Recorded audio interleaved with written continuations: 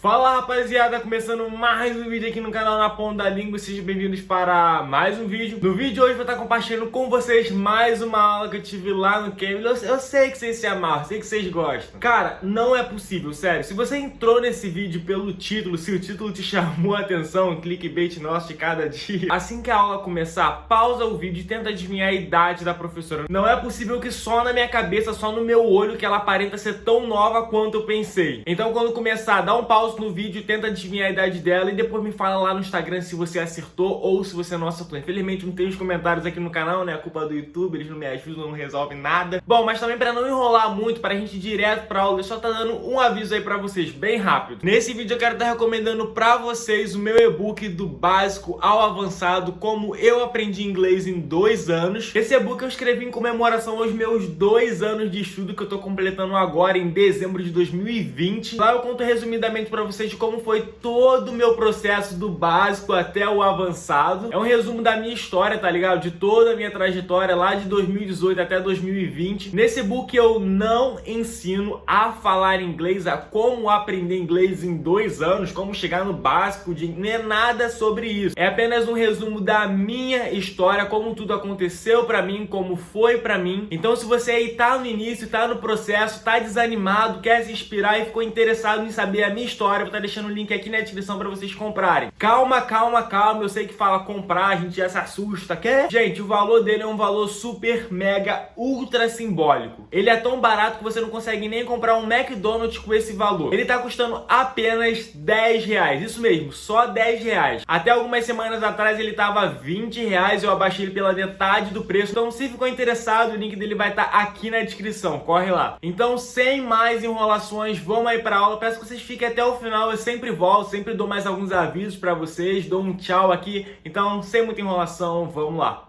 Hello. Hello. Nice to meet you. Nice to meet you. How are you doing? I'm doing good.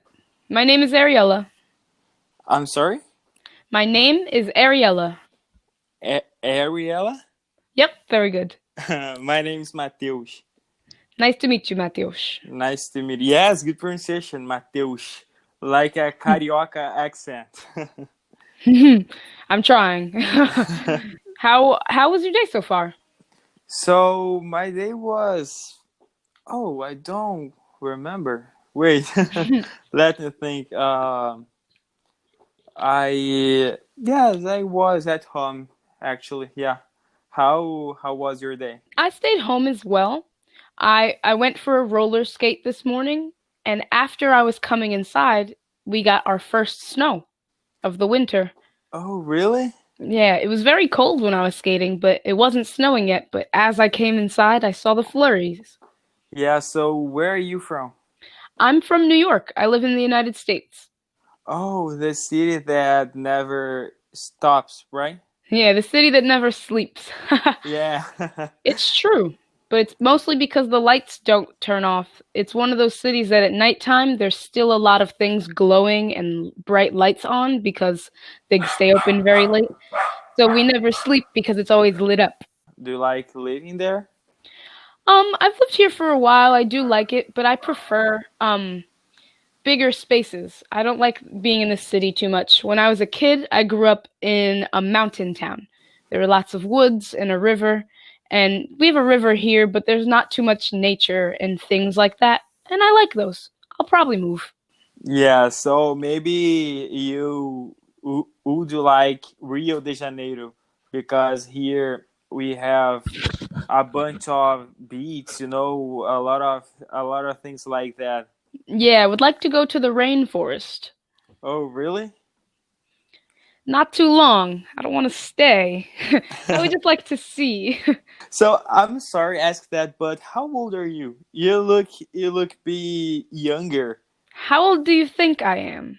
Maybe 19?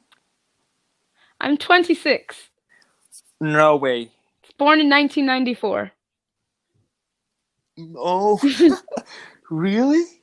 Yes. No one believes me, but I would not lie. There's no point in lying. I would be proud if I was a 19-year-old teacher. Oh my God. How old are you? 18. Oh, even younger. I was close. I was trying to be generous. I was trying to be generous. Like, I might be a grown-up too, but barely. So I have a question for you. I have a YouTube channel where I share all my experience about learning English by myself. Can I post our class there? Oh, I yeah, can of tell you course. my YouTube channel. Really? Yeah, I don't mind at all. Wait, let me clean up. Oh, thank God! This is my Because blanket for when I'm cold. because a bunch of tutors, is it right in pronunciation? Yeah, tutors. Tutors here on Cambly doesn't like, for example, oh no, I don't want to see my face on your YouTube channel. I don't think anybody will ever recognize, and if they do, I'll be famous. It's fine. So okay, tell me a little bit about you. Well, I work for Cambly. I live in New York City. I'm 26. I've been teaching on Cambly for probably only a month. Really? Yeah, I've been teaching and tutoring for a while, but I just started using Cambly not too long ago. Yes, I have another question. How is to teach on Cambly? How is to work on Cambly? It depends on how many hours I would like to work and whether or not people have reserved with me or whether or not I'm doing a priority hour, which is basically being on call, so that if anybody like you just now would like to call me and need any help, I'd be here. It's like promising to be available. It's not bad. I prefer teaching kids, no offense. I really have fun teaching children, so I always love that. They also pay a little more for teaching children. So that's a benefit. Yeah. It's more beneficial because you should have more qualifications to work with children. You don't want to just have anybody just saying they would like to be online teaching kids and then teaching them the wrong thing or something inappropriate. So yes, it's like a little insurance. Yes, you have to pay more attention, right? Yes. You have to work harder to be able to teach children on Cambly as well. So there's an initial application, of course, but to work with the kids, you have to do more in order to prove to them that you should be teaching children.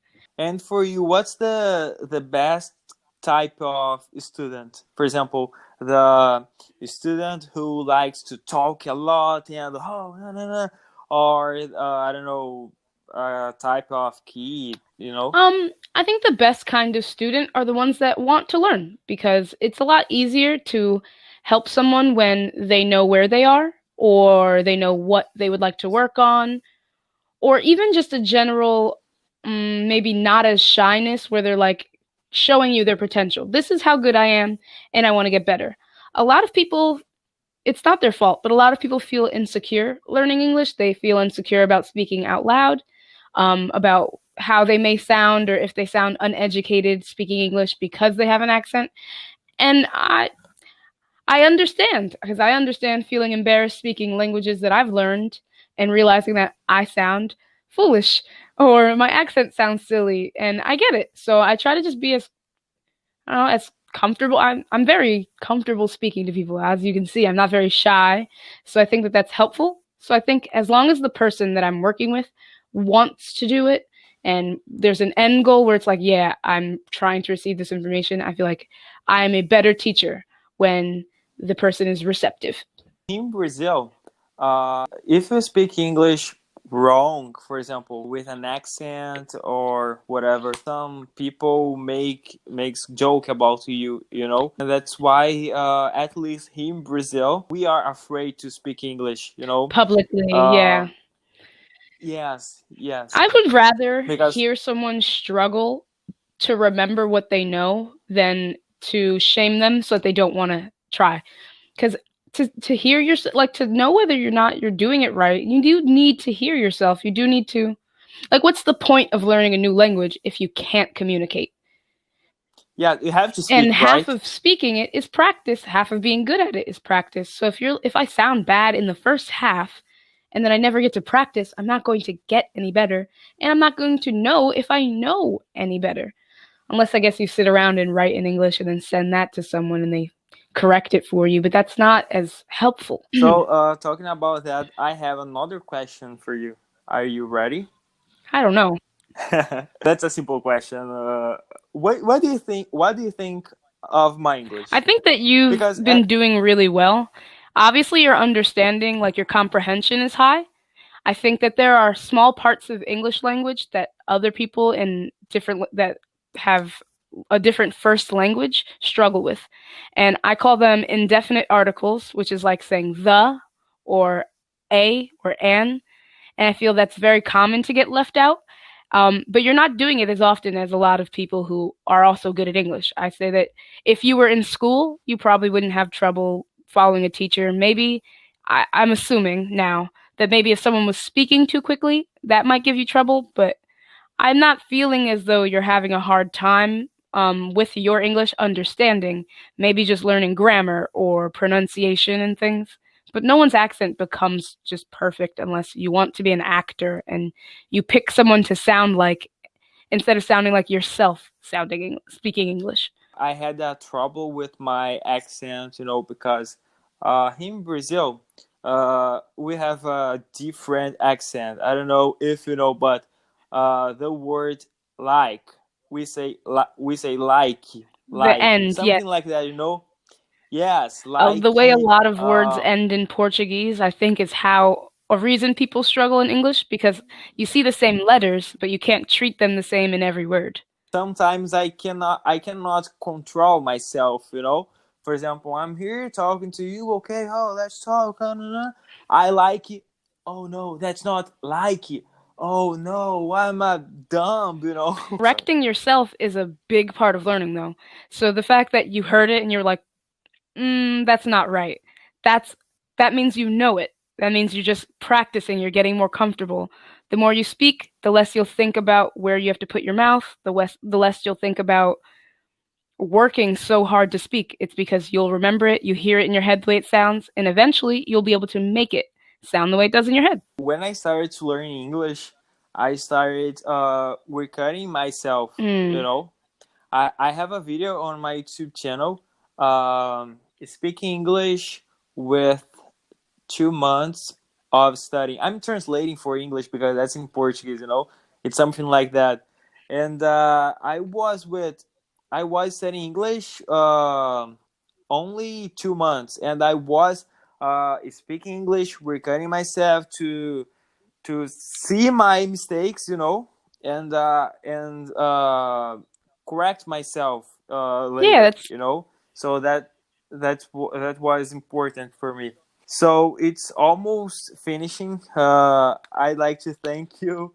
It was nice to meet you. Nice to meet you as well. But as you're saying, that's a very good thing to do while you're learning as well. A lot of people record themselves doing anything they're learning. Think about being musicians, singers. You need your own feedback. It's a very good idea. I'm sure it'll work out great for you. You're doing fine. I have no trouble understanding you. I didn't really have to slow my speech too much for you, which is obviously something that I would do. So keep it up. You're doing great. Nice to meet you. Thanks. Thanks so much. Bye.